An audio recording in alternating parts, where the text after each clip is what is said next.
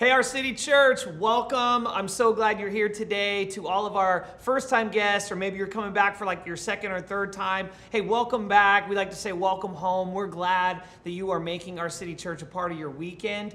Thank you to everyone who invited someone and shared this. If you'd like to do that, I would love you to do that. I know it seems like we ask to do that a lot, but really, you just never know who needs today. And today's topic I'm going to be talking about, I just think is so vital and crucial for where everyone is in life.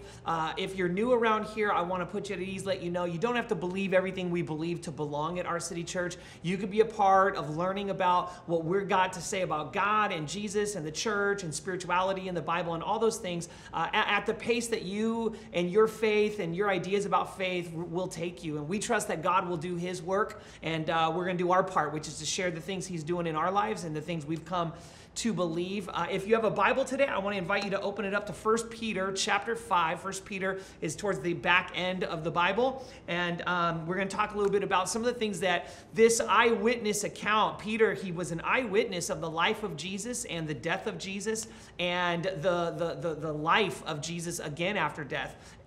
He has a lot to say. He's got an interesting perspective on some things we in our society, in our homes, and during quarantine right now, and just the way life has become. He's got some really important things for us to deal with. We always, every year, pause for a few weeks, and we just talk about home life, the home you grew up in, the home you've got now, the home you'd like to build someday. And so today we're going to zoom in on one that you have to manage. We talked about something last week, conflict. You have to manage conflict. You don't get to get rid of conflict. We're going to talk about something else again today that you don't get to get rid of. You never are done with this subject. You always have it present with you, and we want to talk about how to kind of deal with that. To jump in, I want to share just a little bit about like how to set this up by talking about you. I want to talk about you and find out a little bit more about you and share a little bit more about me. I want to find out what kind of person you are real quick, okay?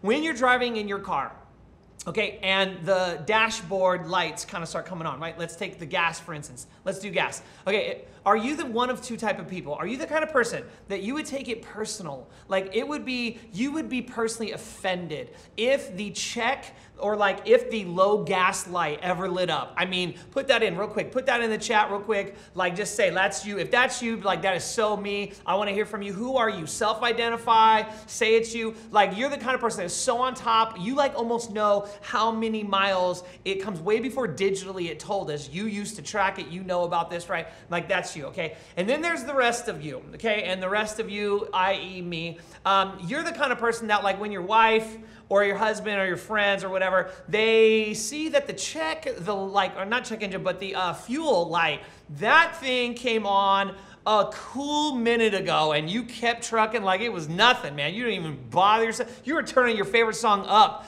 and the person next to you was kind of like, hey, do we need to get gas? No, I'm fine.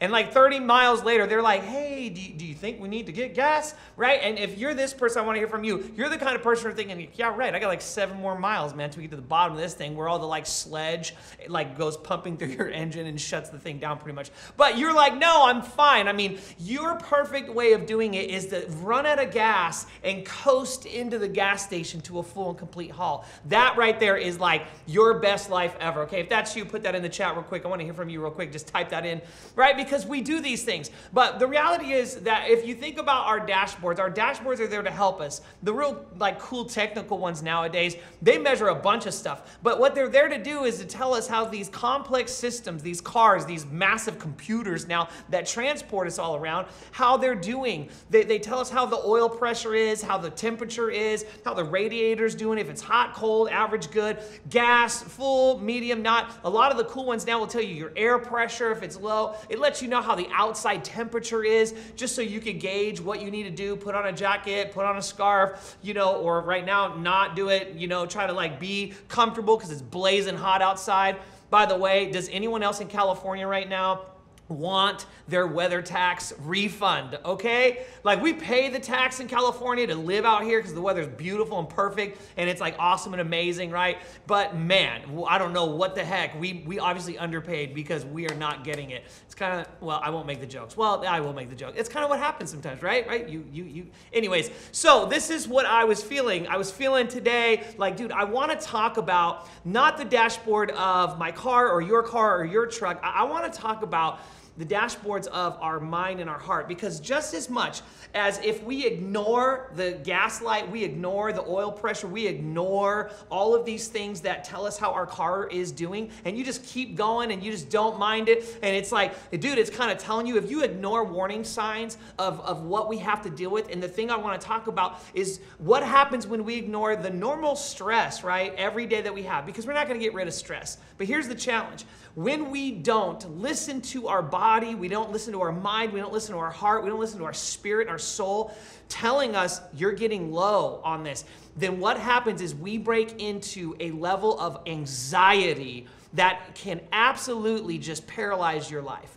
It could just ruin your life. And some of us have lived that way for so long and don't know what the Bible has to help us with, to share with us of a different way, because this was never God's design. God's design was not for us to run so low. And he built us with these kind of built-in dashboards that let us know. And anxiety is a way of us knowing, oh, you know what? Things are running a little low right now. And some of you might be running low. You might be running low on strength. You might be running low on perspective. You might be running low on hope. You know, it just be like, look, it's not because you're bad. It's not because you don't believe in God or you know, like the ideas of goodness or whatever it is that you do believe. Like many of you, you believe in Jesus, you read the Bible, you love God, but you're just running low on those things, you know? And like, if that's you, just put in the chat like a emoji hand up, just like who's running a little low on that, right? Because we all are, and this is our community. This is something we can kind of share and encourage each other through. The reality is that when we ignore it, and our stress level starts to grow and grow, and we're ignoring how big, and that's getting kind of like we're overrunning it, we're overexerting, we're overdoing it, we're requiring too much of it. All of a sudden, just like the gas light turns on, anxiety is the light on your dashboard of your life turning on and saying, something's wrong. You're running it too low. This is going to be difficult. And again, anxiety isn't going to be eliminated, but we have to learn how to manage our stress level so it keeps anxiety from dominating or always visiting us and controlling so much of our lives. Because here's what I want you to know, and you could write this down, put this in there. Okay, anxiety is this. Anxiety is letting me know that I am running low, okay? Anxiety is letting me know that I am running low. That's what it is. And if we can learn how to manage our stress, then the stress doesn't become this life-altering, life-controlling level of anxiety. And I want to talk a little bit about that. And if you think like you're not sure if you deal with anxiety, or like, I don't know if he's talking to me, I'm not sure. Because some of you might think, I don't have enough stress in my life to have anxiety. I want to share a few things that you can see and that I want you to be able to diagnose it, okay? So physically, this is how anxiety can affect us physically. You can lose sleep, okay? And when you lose sleep, then you're running not on all cylinders the next day. You're foggy in your mind. Not only that, you're overly worried. And when you're overly worried, it's a heaviness on you. Your immune system runs low when you are losing sleep and when you are having lots of anxiety. And when that runs low, like you begin to literally get sick. Science shows that anxiety dealt with can literally shave years off of your life. That level of overstress, high stress, again, daily stress is a part of it. It's stressful to do your job, to raise your kids, to manage your budget, to like figure out your life. Like that's part of it, okay? Stress is a part. It's here to stay. How we manage it is if it leads to like life powerfully controlling anxiety. And physically, that is what it's going to do. It's going to shave years off our life. Not only that, mentally, we can't be present, right? Because here's one of the things that anxiety does. Anxiety always makes you think of the potential future of what could happen, what might happen, what will happen, what won't happen. And so because you're always living in the potential of what will, what could, what might, you're not present. You're never here now with the people right here around you. You're not able to be in any given moment. And when that happens, you miss out on the moments of life that should have been photo worthy. It should have been something to grab in your heart and to hold on to, and you can't do that because you're constantly concerned and worried and over concerned with something you really have no control over. But that's a part of what anxiety introduces us to. Not only that, but spiritually, right? We begin to feel just our soul. We feel alone in our soul. We feel like we're isolated. We feel like we're out on our own. Like I got nobody to help me. I don't know if God's there. I don't know what's going on. And we start kind of telling ourselves these ideas like about God or about ourselves. And we even isolate ourselves from God. and we just isolate ourselves from godly community or from community of people that will love us and be there for us. And this was not God's design. Okay, this is not how God wants us to be. And again, I love this part of being a Christian, especially being a Christian pastor, is that even though the Bible doesn't specifically deal, Jesus didn't preach or teach on every subject, Paul doesn't write on every subject, Peter doesn't write on every subject, but I do love that anxiety is one of the subjects that Jesus taught on, Paul writes about, and Peter writes about. And so I want to zoom in on what Peter had to say, partly because I really associate with Peter a lot, but Peter had a lot of reasons for understanding anxiety, and I want to talk a little bit about his view today and what he learned, because if we can take a look at some of this ancient wisdom that really is from a common amount of life stress that they were dealing with, and we go, how did you guys deal with it, okay? Because they had a different level of stress and pain and hurt and suffering in so many different ways. The world that they lived in was brutal. And it was a constant part of life still. And if we could look and say, okay, how do I keep my stress from becoming anxiety? How do I manage stress, deal with stress so it stays in its place? I've got to deal with it. I don't get to get rid of it. I don't get to eliminate stress, but I'd like to reduce or eliminate anxiety. Going to that other level where it's just like redlining and it's just like, dude, I am literally running on fumes, running on empty. And if you run your life too long that way, it will shut down. You will shave years off your life. You will eat away at the lining of your heart. Cortisol is not meant to be able to be used every single day to get through it. It's for short spurts of needed things to get through stuff. And so many of us, we just run at that capacity. It's not sustainable. You won't do it. You will injure your mind, your heart, your relationships, your soul, your body. And I don't want that for you, and God doesn't want that for you. And so I want to look in at what it was that Peter had to say. Real quick in the chat, everybody type in there and then. Just type that in. And while they're typing that in, if you're new around here, you're like, what's that mean? I every week preach from the perspective called there and then, and I have for my entire preaching life. And what it means is I want you to know what was happening in the Bible there and then before I try to tell you how to do something about it in the here and now. And so there and then, here's who this guy is. If you're not a Bible reader, or you're just getting back to it, or you're kind of like, I know Peter's somebody important, but I don't really know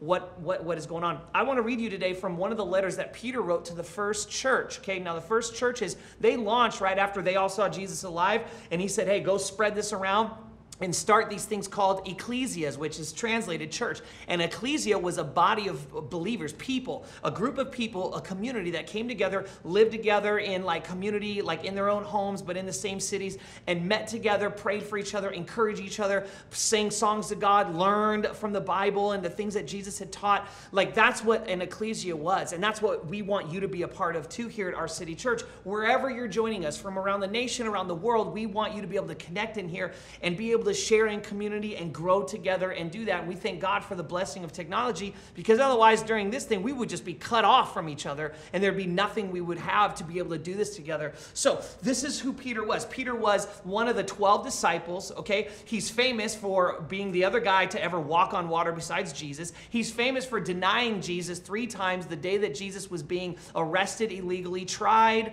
illegally accused, and murdered and brutalized before he was murdered. Like Peter said, I don't know him. He denied him 3 times. Jesus told him he was going to do that. He had seen a lot of death. He'd seen some of his friends get killed for believing in Jesus. He had dealt with a lot of stuff. He had disowned like his own faith in Jesus, like when it mattered. Like Peter was also one of the ones that was restored, and he met the risen Jesus. And so for me, I've always looked at Peter as a person that helped me come to faith, because I didn't always believe what I believe about Jesus, but he helped me believe in Jesus because he denies Jesus when they're whooping on him and getting ready to kill him. And then 40 days later, the guys who whooped him and killed him, he tells those very same people to their face, you killed the Son of God. Well, they killed the Son of God for saying he was the Son of God, and now you're telling the people who killed the Son of God for saying he was the Son of God that they killed the Son of God? Don't you know that they're probably going to kill you too? It's only been a month or 2. Yeah, he knew that, and he didn't care. Now, I couldn't have a rational reason to understand that, except that I believe anything logical would have been that, well, the only way you could change your mind that hard is you saw the dude alive like the Bible says that he did.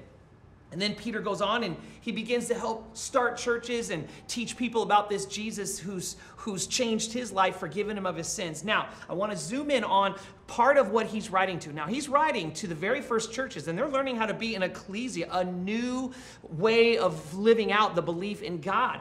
And as this, he's talked to them about all different types of things, how you deal with, how you deal with like suffering, how the world is mean, relationships, marriage, unbelieving spouses. Like Peter's kind of gone all around and talked about what it means to try to live out this life of faith. Now, towards the end of his letter, he zooms in on all the different like struggles, the pain, how unfair it's going to be sometimes to believe in Jesus, how sometimes you're going to get into challenges with people who believe in Jesus but disagree on other things. We understand that. So this is the world he's in. It's very similar, obviously, in some ways to our world, even currently right now. And then he says something I think is so powerful. In 1 Peter chapter 5, verse 6, that's why I want to look at. It'll come up on your screen. This is what he wrote.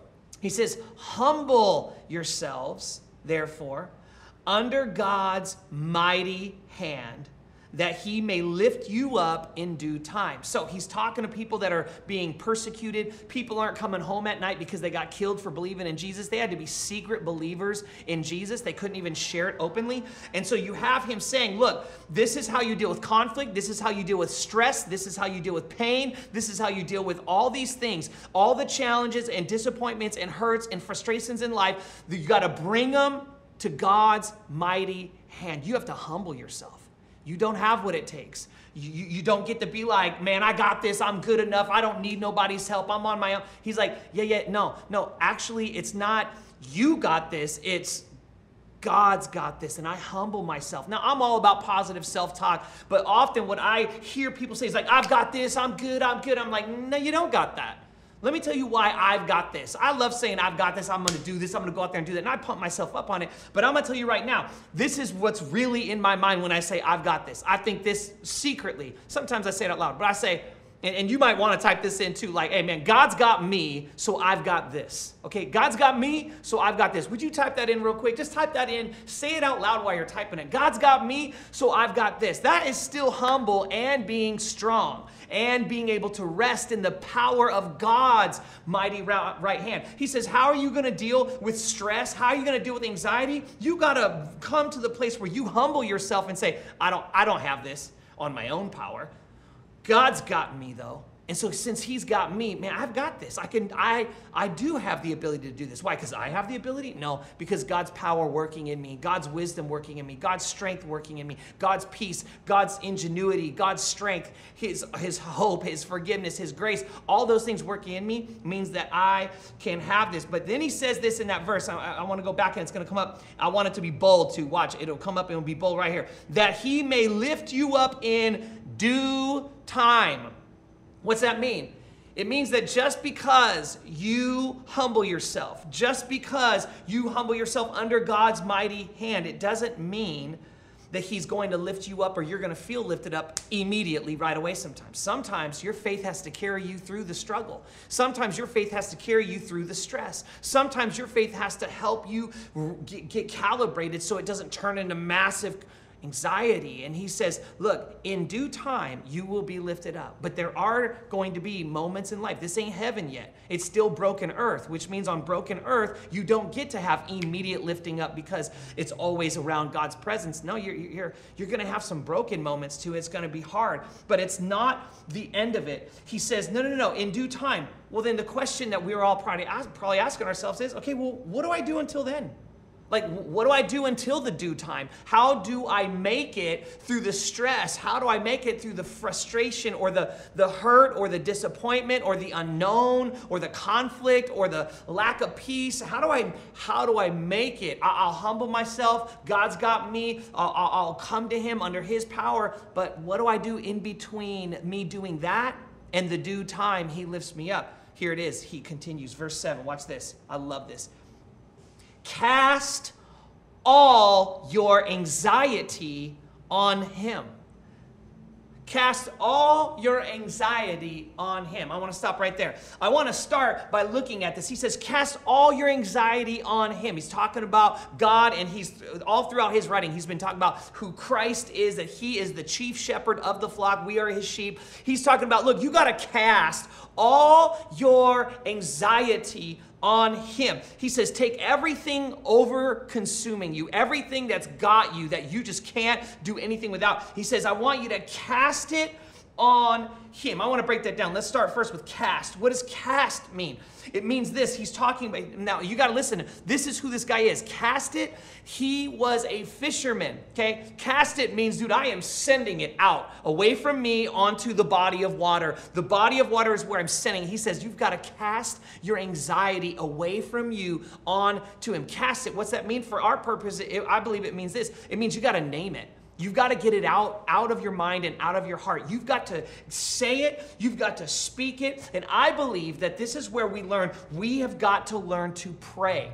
Pray about it. We've got to cast it on him. We've got to put it on God, the strength, the ability of God to be able to have the mighty hand. I've got to humble myself. I don't have this. You've got this. I cast it on you. I've got to name it. I've got to say what it is. I got to get it out of my heart and my mind, or it just runs around like a fugitive, running away and just terrorizing me and everyone who deals with me, because I'm losing my bearings, because I'm not present, because I'm emotionally erratic, up and down. I can't be trusted one day to the next, all because I don't know how to cast my anxiety on to him. We have to name it. We have to do that. And a few easy ways to do that, and put these, write this down in your notes, maybe even in the chat. Pray is the first one. The second thing is you've got to make use of the community of Christ. What's that? The people that believe and have Christ-minded, Christ-like minded ideas about living. You do not want to cast a part of it after you're done praying and connect. You don't want to connect with somebody who's not ever said to you this phrase. Hey, let's pray about that right now. Let's take a moment. Let's just pray about that. If you have friends around you who only ever gas up you to have more anxiety, you to have more stress, how more unfair that is. And I'm not saying we don't need friends to understand us and to care for us and understand our pain. We do. And that's the first thing. We learned that last week, is let's start with where they're at and soothe and comfort the difficulty and the pain. That's perfect. But if it stops there and it never goes, hey, you know what? Let's cast this onto him. Let's go pray. Let's talk to God. You need that. And it says that you are to cast all your anxiety. All your anxiety. That's the second thing. Cast it, name it. But the second thing you got to do is you've got to cast all of it. See, so many of us try to minimize what we're really feeling. And you lie to yourself and you lie to others. Like, it's no big deal. Shouldn't be a big deal. That's dumb. And you tell yourself the same stuff that like jacked up parents tell their kids, which is like, stop being a little baby, stop. And we minimize, we dismiss. We learned this last week about how we do it to ourselves, how often we can do it to our kids, is we're dismissive, right? Or we just have these ways of looking at them and just being like, you know what, like this is not, this isn't something you should feel. It's not a big deal. And we dismiss it, we minimize it, we disapprove of their emotions. No, don't do that. Don't have that way of being like, well, I shouldn't even be feeling this. If you feel it and you're stressing and you're worried about it, then it's important. And it's something that's consuming you. You've got to bring all, he says, cast all your anxiety, not just the big ones. Some of us think like, well, I shouldn't pray about that. I don't think that's a big enough deal to pray for. So many people have so many problems. Why should I pray to God about this? This isn't a big enough deal. I believe this. You've got to bring it all to God. Would you type that in? Bring it all to God. Bring it all to God. Type that in. Bring it all to God. Bring all of it to him. Bring whatever it is. You got to bring those thoughts, bring those emotions, bring the frustrations, bring it to him. And this is the other thing I want you to know. You don't just bring it all to God. You got to bring God to it all. You got to bring God back to it. You take it to God and then take what God says about that. Take up what God says about you. Take what God has done. Take who God is. Take what you've experienced before. Reflect on how he's been faithful before, so that in the moment you are feeling like you need something, he could anchor you down and say, okay, we've gotten through worse. We're going to get through this. These are the things that Peter is alluding to, so that we can learn that we're never going to worry ourselves out of our problems. You can't worry your problems away. But you can pray your fear away. You can pray your worry away. You can pray yourself through the stress. You can pray yourself through those things. But it's not going to happen if you don't pray. And if you tell yourself, well, this isn't a big enough deal to pray about. This is what I would tell you about that. If it's a big enough deal for you to be able to worry about, then it's a big enough deal for you to pray about. Because you got no problem worrying about it, having stress, turning into anxiety over it. Well, if it's that big to have that type of a response in your body and your system and your life, then it's a big enough deal for you to take and talk to God about and let him know how you're feeling it so he could help you anchor in. And this is what we hear from him. He says, cast all your cares on him. Why? What's that got? Why? Why should I do that? What's it about? The next part answers the question. Why? Here's why. Because he cares for you. Because he cares for you. That's why. Who is this? Who is this person? He says, because he cares for you. Well, who is this he that cares for me? Who is this he that cares for me? Who is it that is care for me? Why is it a big deal that I should cast all my anxiety on him who cares for me? Like, who is this, like, this one who is about me? Let's not consider him to just be some random caring person. He's not. This isn't like some high-end, I don't know, like doctor or whatever, like some high-priced counselor. This isn't like you get to like FaceTime with Dr. Phil and like check in and he's like asking you, hey, so Chris, how's it going? Like, that's not this, okay? This isn't just like some famous person or some real peacefully known person that you get to have caring about you. No, this is literally the one who cares about you, who you can cast your anxiety on. This is Jesus. This is everlasting love. This is the one who has grace. He is grace. He is love. He is hope. He is peace. He is forgiveness. He is the one who cares. He's a brother. He's there for you. He's present. He's with. He cares more than you could ever imagine. He's powerful. He's the creator. He's the God of the universe. This isn't just some good counselor. This isn't just some good preacher. This isn't just some good chef. This isn't some good musician who writes good lyrics, who sings good songs that makes you have a good 5 minutes. This ain't some good concert. This is the God of all saying, I'm the one who cares for you. Cast all your anxiety on me because I don't just like you. I don't just know you. I'm not just aware of you. I care about you. I'm emotionally committed to you. I'm emotionally moved towards you. I am all in on you. That's how God feels about you. This is life-changing once you get this in your heart. Because here's what we get to do. We get to cast it all. We can cast all of it.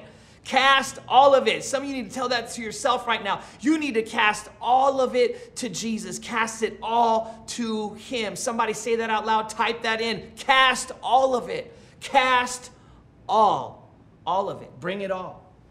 See, Peter was there when Jesus taught on the famous Sermon on the Mount. If you're not a Bible reader, early in Jesus' story, he teaches these ideas and he told everybody, do not worry about tomorrow, for tomorrow has enough worries of its own. Some of you may not even be Bible readers or Christians or whatever, and you've heard that phrase in pop culture or just in class somewhere, or somebody said it in society, and you didn't know that that's actually Jesus' words. Don't worry about tomorrow. Tomorrow's got enough worries of its own. Those are the words of Jesus. Peter was there when Jesus said it. He saw how the crowds were amazed at his teaching. He knows how important worry was, that Jesus taught about it a number of times. And so here he is highlighting again, listen, this is what you have to do with stress, with worry, with fear, or else it will turn into life-controlling anxiety, and you've got to bring that stuff to Jesus. You've got to bring it to him. This week, my daughter, those of you who may not know me personally or whatnot, my wife and I, Brenda, we have a little girl. She's 4.5. Her name's Eliana. This is one of her favorite shirts. So I've been wearing like the shirts she wants me to wear. Basically, my 4-year-old, she picks out my outfits for the day. But she, I went in to kind of like check on her, and mommy had already put her down. And, we have taught her, like, if she ever needs anything, she can call out and ask for our help or whatnot. Well, the other day, she had asked Brenda and talked to Brenda about, if I'm feeling alone tonight. And she had referenced, like, I might feel lonely tonight or feel alone tonight. And Brenda said, well, if you feel alone, you can just come get in our bed that night. But Brenda was telling her like for that night, right? But you know how it is with kids, man. If you tell kids one thing for like once or a might or, hey, we can do this once, it's like a promise of all times. So I go in last night and Brenda had already put her down and I went in to just say goodnight and, pray with her and love her. And she says, Daddy, if I get lonely, I'm going to come get in bed with you tonight if I feel alone. And I said, well, I said, honey, here's our plan. Like what we've always done is you only have to ever request or call and I'm going to come. So at night, like I come in at night and Brenda, she sleeps. I try to be the one at night unless I'm traveling or I got something early in the morning I got to do. I try to always make sure at night Brenda can get more sleep because she's the one that dominates like the parenting during the day. So I go in there and Brendan knows this, Eliana knows this, but now all of a sudden Eliana is like, yeah, now my new rule is if I ever feel alone. Well, she's getting older and I'm starting to notice that she knows kind of how to like work stuff more. She's not just like this innocent little toddler. She's kind of like becoming a little girl who knows there's things she wants and things she doesn't want and knows how to get it by kind of working the system. Plus she's my daughter, so certainly she's got that skill working against and for her.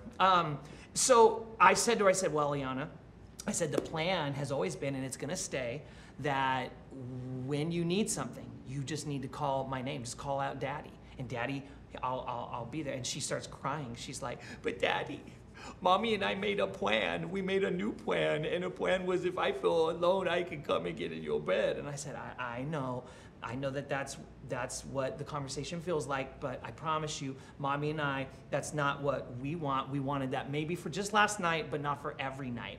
And I had to walk her through that, and she was upset. Now, I soothed her. I let her feel her things. I didn't tell her anything. I was there for her. And she cried, and I said, Eliana, and I said, you know that what happens every time you call out Daddy, what always happens? Daddy always does what? Daddy always comes to you. And we've said that phrase so often. Daddy always comes to you. Daddy always comes to you. I'm always coming. I come right away. I come to you. And so she knows that all she has to do is call out my name, and I'm there. And she started giggling. She's like, well, Daddy, what if you're not going to be there? Then I can call on Mommy. And I'm like, yeah, and if we're not there, you can call your grandma, and all this stuff. Like, so we're talking through it, and she all of a sudden feels this peace and this calm, and the worry and stress and the tears are gone because I sat with her through it, but I let her know this. Hey, all you have to do is call. You got to call in the name of Daddy, okay? And can I tell you this? That's what I believe Jesus wants you to learn to do with him.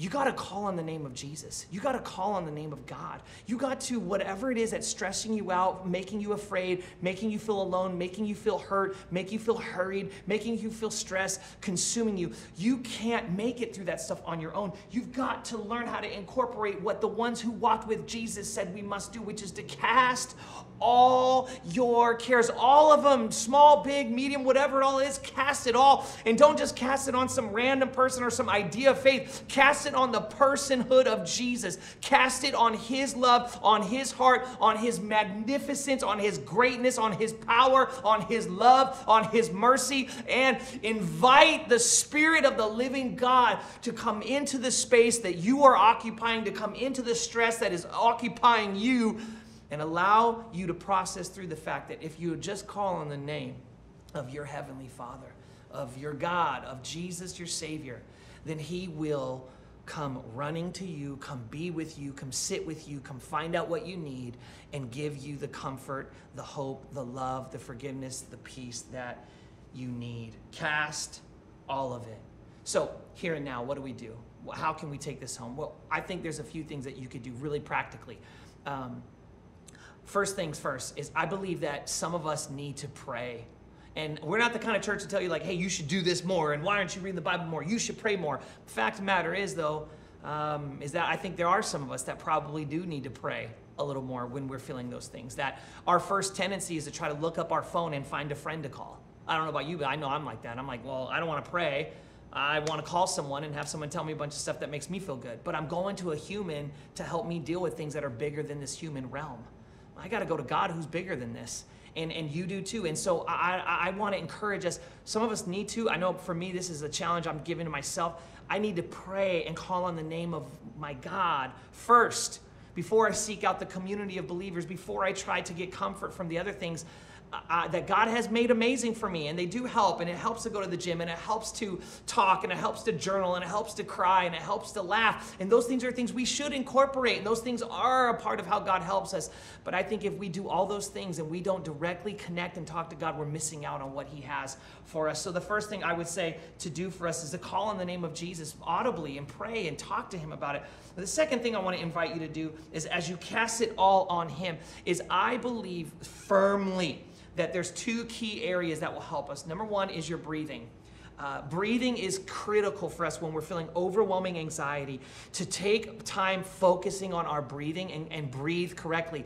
Get oxygen in and oxygen out. Did you know that the ancient Hebrews would never say the word Yahweh? Yahweh wasn't a word they would ever say, but the way that you would spell it, they believed that as you spelled it and it came in and out of your mouth the way you would say it, it was like breathing. And to them, they incorporated and connected saying the letters of spelling Yahweh, which they would do, not say it, but spell it. And as I said what those words were, that was breathing to them. And they believed the most sacred thing you could do to say the name of God was to breathe. And now we have therapists telling us to calm ourselves, to give ourselves peace, to get through anxiety, that we need to do that. Isn't it interesting that the ancient people of God knew that breathing was the way to connect to God themselves? I believe we need to incorporate breathing and focusing and calming ourselves and focusing on the name of God, the power of God, the goodness of God. And then the second thing is having a discipline and a habit in your family, in your life daily, of being thankful, of gratitude. Here's why. Whenever you are being full of anxiety, it's because you are consumed by what could happen, what might happen, what will happen, what won't happen. You're consumed with tomorrow. You're consumed with what might be. And I believe that what we need to do is learn how to be consumed with what has happened that was good. And if you will become more focused, and it's going to be a discipline for some of you because you naturally want to say what isn't and be afraid and be fearful and be worried and be anxiety filled. And he goes, shh. The answer to that will overpower that is, can you stop right now and talk about three things? And so I want to challenge you, especially if you have teenagers, especially if you have preteens and teenagers and kids. We do it with Eliana, is we talk about what was something today, what was your favorite part of today. But she's young, I would start asking for three things. The older they are, ask them to name three things they liked about today. And you do it too. Ask yourself, challenge yourself, what are three things that I am thankful for today, that went well today? Why? Because when you are able to look at what God has done, when you're able to see it, you will develop the ability to get through moments of stress and anxiety. Because why? Because you've anchored yourself in how good God has been, how good life was today, and that it was better than what the lies and the videos that you want to play through your head of how all things are crazy and out of control, and you need to try to control it. No. I'm going to humble myself under God's mighty hand because I don't have the power to do that. I need to quit trying to be God and run the universe. I'm going to let him do that. And I'm going to breathe.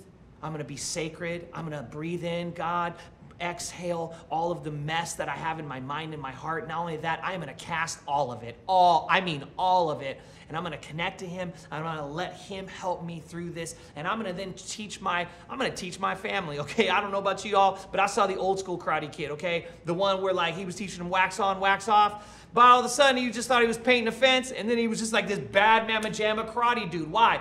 Because what he was being prepared to do by painting a fence, all of a sudden he became capable of doing in like that version of awesome 80s karate fight scene. Listen, teach your kids, teach yourself to be thankful for three things a day. From now until the time that they get out of your home. Teach yourself that from now until the time that you're done on this earth. And I'm going to tell you what you're going to do. Without you knowing it, you would have taught yourself how to deal with stress before it becomes life-controlling anxiety, and how to get yourself out of anxiety because you're able to focus on what is that God is doing that is going so well and amazing. As a church, I want to challenge us. Our city, our world needs people like this. So I want to challenge us, our city. Listen, become good at this. We've got to master this, because if we can master these ways of dealing with it, then people will go, whoa, what was that? Whoa, I sat at dinner with you and I heard you guys, that became a topic of conversation. You asked me to pray. No one's asked me to pray in my whole last 10 years of life. Let's be people who ask people, hey, could we pray about that real quick? Let's be people that say, hey, so what are a couple things you liked about today? Those two simple things will adjust the way stress feels to you and to me. I love you so much, Our City Church. Thanks so much for everything that you are doing to help us be kingdom builders, to build this church in this season. I pray this goes into your heart and that God uses it to transform your relationships, your families, your life, our city, and our world. I will see you guys next week to share my heart on exactly what I believe God wants us to know about the most critical part of human relationship. Love you guys. Have a great week. Bye. Thank you, Pastor Chris, for that insightful message. We are absolutely loving the home series of talks. And thank you all for joining us and tuning in today. And as a reminder, we have ongoing challenges associated with our Sunday messages. So please check out our social media right here for all your weekly content. And hey, we can't wait to see you next week. And until then, let's change the world together.